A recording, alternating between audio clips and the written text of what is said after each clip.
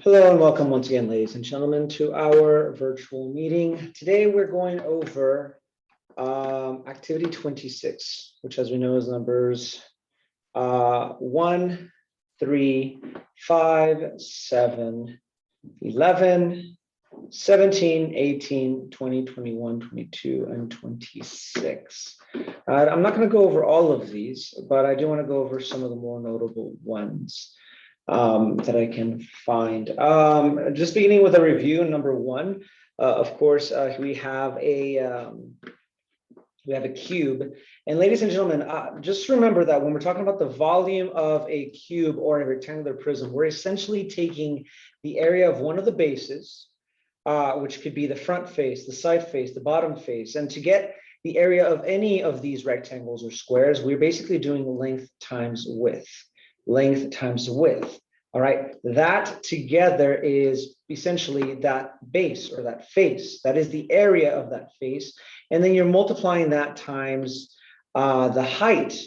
So if I did 6 times 6, that would be the bottom face. And then I would have to multiply it times the height, which again would be 6. So again, it doesn't matter which face you take, as long as you are doing that face and then times the other dimension that you are missing. So obviously here, number one, you would be doing 6 times 6 times 6. So it doesn't really matter the order because it is just multiplication. So if we go to like number 7, okay, the area of one of the faces is 144 square inches. What is the volume? Well, again, the volume is going to be the length times the width times the height. Notice how they already gave us the area of the face. They already gave us the length times the width. That is going to be 144. That is the length times the width. And because it is a cube, we know that that's going to be, that is essentially 12 times 12, right? That's how we got 144. Because it is a cube, we know that the face is a square. And in the square, ladies and gentlemen, we know that the sides are always the same. So 12 times 12. And so for the cube, now we need the depth, if you will. Sorry, the depth of this cube. So that's also going to be 12. So 12 times 12, that's 144. That gave us the front face.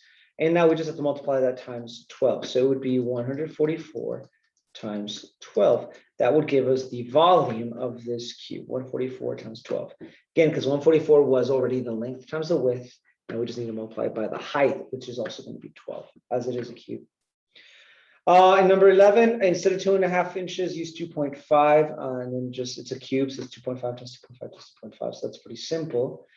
Moving on to number 17, though, right here we do have a rectangular prism, but again, it's the same concept. You know, the volume is going to be the length times the width times the height. And again, length and width is any of the faces, okay? So we could do 6 times 6. That could be the length times the width, which would be this face right here. And then you multiply that times the height, which would be 30. Or you can treat it the other way. Do 6 times 30. That way you get the bottom face, which is the one down here. And then multiply that by 6. It doesn't matter as long as you multiply all 3 of those dimensions. That totally works. Same thing in number 18, just multiply all 3 of them. And just be careful with the decimals, all right? But let's go over number 20. I know a lot of people are having trouble with number 20. We're talking about a rectangular prism. And so let's just write down the volume formula for the rectangular prism. And I'll do this up here on the side. So the volume is going to equal the length times the width times the height. Length times the width times the height. All right, so notice that they give us the volume already. That's 720. So instead of the V, I'm going to use this formula as a template for my equation. Okay, and we know how to solve equations. Once you have an equation, we just need to solve for the variable. We need to isolate the variable. So the volume is going to be 720. 720. All right. It has the base area. Remember, area is length times width, right? So they already gave me my length times width right here. That is 45. So I don't need to know what the length and width are. I just know that together they are 45. So that's length times width. All right. That is the area. And they want to know the height, how tall it is. So I don't know what the height is. So really what I have here is 720 is equal to 45 times the height. And ladies and gentlemen, do we not know how to solve equations? We just need to isolate the variable, right? We need to focus on this right side, that is what the variable is, and get it to be by itself. How do I do that? Well, let me do the opposite operation. The opposite of multiplying h times 45 is to divide h by 45, and whatever I do to one side, I'm going to do to the left side now. Since I did it to the right side, I'm doing to the left side. So 720 divided into 45.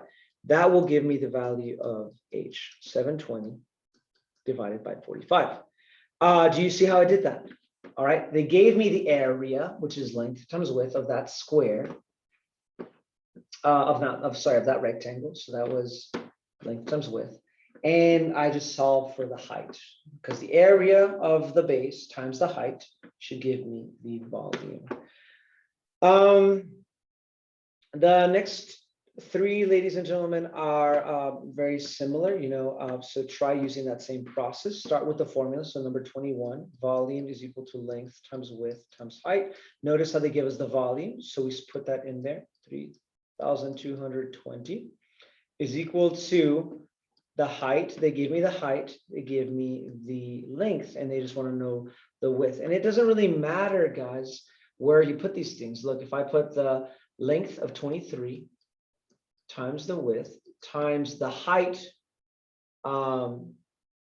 which is 20, I can reorganize this in whatever order I want. I can put the volume, 3,220, is equal to 23 times 20 times the width.